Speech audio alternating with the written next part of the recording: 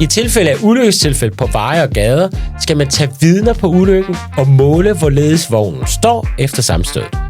Ja. Altid tage vidner, det kommer fra politiet. Ja, jamen det lyder meget genkendeligt. Ja, det er meget genkendeligt. Det er ligesom i dag, forskellen er bare, at vi skal ikke stå og måle i dag. Nej. Det stod jo direkte i loven før, at så skal der lige satan ind og tage Skal du lige have tommestokken frem? Tommestokken. Man har altid en tommestok på sig. Ja. Hedder det tommestok eller tommelstok? Det hedder tommestok. Har jeg undersøgt. Ja, det er rigtig flot nu. Det er godt, du ved det nu. Ja, fordi man måler i tommer. Ja, jeg har altid troet, man målte i tomler, og så har jeg tænkt, ja, min tommelfinger er da mindre end din tommelfinger. Altså, hvilken tæller så? Man måler i tomme. Det er sådan inch. Er det ikke det, der hedder inch på engelsk? Inches. Du må virkelig spørge mig. Du ved godt, hvor god jeg er til engelsk.